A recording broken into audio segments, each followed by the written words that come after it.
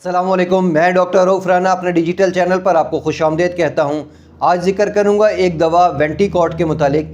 वेंटिकॉट एक रोटा कैप है, यानी कि वो कैप्सूल जो कि खाया नहीं जाता बल्कि रोटा इनहेलर के अंदर डालकर इसका कश लिया जाता है। इसका जो पाउडर है उसको सक किया जाता है।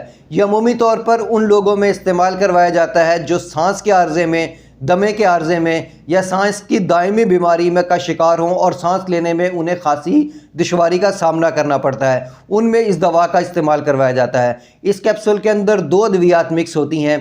पहली दवा जो सांस की नालियों में मौजूद सोजिश को कम करती है। सांस का आर्जा उस वक्त होता है जब सांस लेने का जो विंड पाइप है उसका डायमीटर कम हो जाता है, हवा गुजरने का रास्ता कम हो जाता है, उसलिए सांस का मसला पैदा होता है।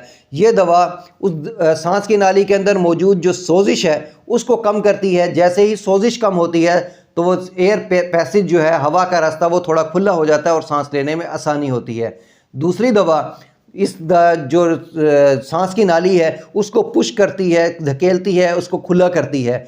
दोनों तरीक़ों से, एक तरीके से सोजिश कम हो रही है और दूसरी वजह यह है कि वो सांस की नाली को खुला किया जा रहा है। इस वजह से सांस का जो पैसेज है वो खासा खुला हो जाता है और मरीज़ को सांस लेने में आसानी पैदा हो जाती है।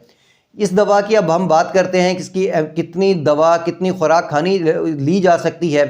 दवा का इंतखाब और दवा की जो खुराक है इसका इंतखाब डॉक्टर की हदायत के मुताबिक ही करना चाहिए। कुछ मरीज़ों में 200 mg का कैप्सूल इस्तेमाल करवाया जाता है। जिन मरीज़ों में हालत ज़्यादा ख़राब हो उनमें 400 mg का कैप्सूल भी इस्तेमाल करवाया जा सकता है। अमूमी तौर पर तो इस दवा का इस्तेमाल दिन में एक दफ़ा किया जाता है, लेकिन अगर मर्ज़ की शिद्दत ज़्यादा हो, मौसम बहुत ज़्यादा ख़राब हो जिसकी वजह से मर्ज़ की शिद्दत ज़्यादा हो, उसमें इस दवा का इस्तेमाल 2 दफ़ा इवन 3 दफ़ा भी करवाया जा सकता है। लेकिन ज़रूरी है कि दवा के जो खुराक है इस पे डॉक्टर की हदायत के मुताबिक ही अमल किया जाए।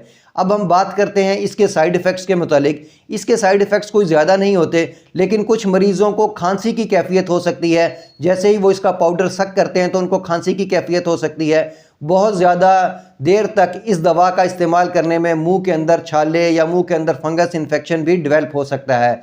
कुछ लोगों को गला खुश्क होने की भी कैफियत महसूस होती है कि उस दवा के इस्तेमाल के बाद उनका गला खुश्क महसूस होता है, हलक के अंदर कांटे चुभना महसूस होते हैं। अमूमी तौर पर ये इसके साइड इफ़ेक्ट हैं, लेकिन दवा के इस्तेमाल से आहिस्ता आहिस्ता इस दवा जो साइड इफ़ेक्ट हैं वो ख़त्म होना शुरू होते हैं।